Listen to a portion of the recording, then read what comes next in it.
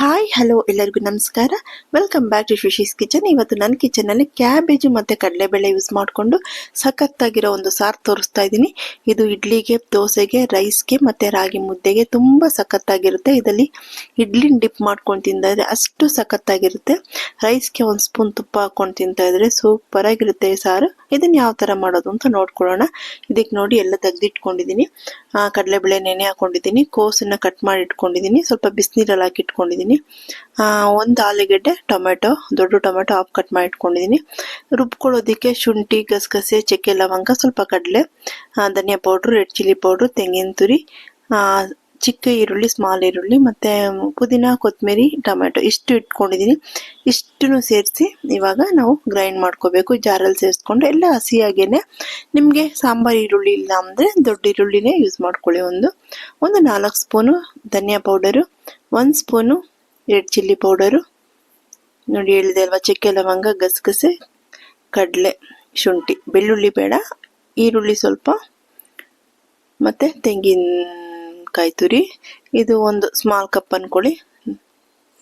ನಾನು ಫ್ರೀಝರಲ್ಲಿ ಇಟ್ಟಿರೋದ್ರಿಂದ ಅದು ಸ್ವಲ್ಪ ಗಟ್ಟಿ ಇದೆ.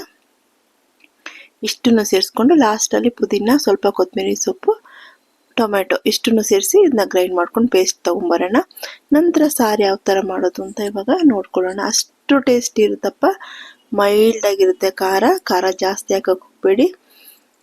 ಕೋಸನ್ನ ಸ್ವಲ್ಪ ಬಿಸಿನೀರಲ್ಲಿ ಹಾಕಿಟ್ಕೊಂಡ್ರೆ ಒಂದು ವಾಸನೆ ಬರುತ್ತೆ ಕೋಸಿಗೆ, ಅದಿರೋದಿಲ್ಲ. ಇವಾಗ ನೋಡಿ ಕುಕ್ಕರ್ ಇಟ್ಕೊಂಡಿದ್ದೀನಿ.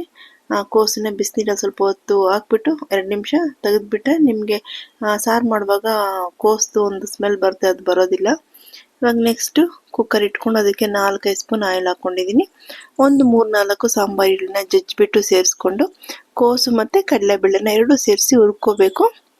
ನೋಡಿ ಕಡಲೆಬೇಳೆ ಸೇರಿಸ್ತಾ ಇದ್ದೀನಿ. ಇದನ್ನು 1 ನಿಮಿಷ ಹುರಿದ ನಂತರ ನಾವು ಕೋಸು ಇಟ್ಕೊಂಡಿದ್ದೀವಲ್ವ ಅದನ್ನು ಏನಿಲ್ಲ 1 ನಿಮಿಷ ಬಿಸಿನೀರಲ್ಲಿ ಹಾಕ್ಬಿಟ್ಟು ತೆಗೆದುಬಿಟ್ರೆ ಆಯಿತು.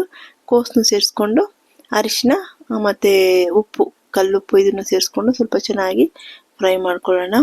ನಂತರ ಟೊಮೆಟೊ, ಒಂದು ಆಲೂಗೆಡ್ಡೆ ಇಟ್ಕೊಂಡಿದ್ದಲ್ವ ಅದನ್ನು ಸೇರಿಸ್ಕೊಂಡು ಚೆನ್ನಾಗಿ ಮಿಕ್ಸ್ ಕೊಟ್ಬಿಟ್ಟು ನಾವು ಗ್ರೈಂಡ್ ಮಾಡ್ಕೊಂಡು ಬಂದಿರೋ ಪೇಸ್ಟ್ನ ಇದರಲ್ಲಿ ಸೇರಿಸ್ಬಿಟ್ಟು 4 ವಿಷಲ್ ಬಂದರೆ ಸಾಕು, ಸಖತ್ತಾಗಿ ಸಾರು ರೆಡಿ ಆಗಿಬಿಡುತ್ತೆ. ತುಂಬ ಟೇಸ್ಟಿಯಾಗಿರುತ್ತೆ ಈ ಸಾರು.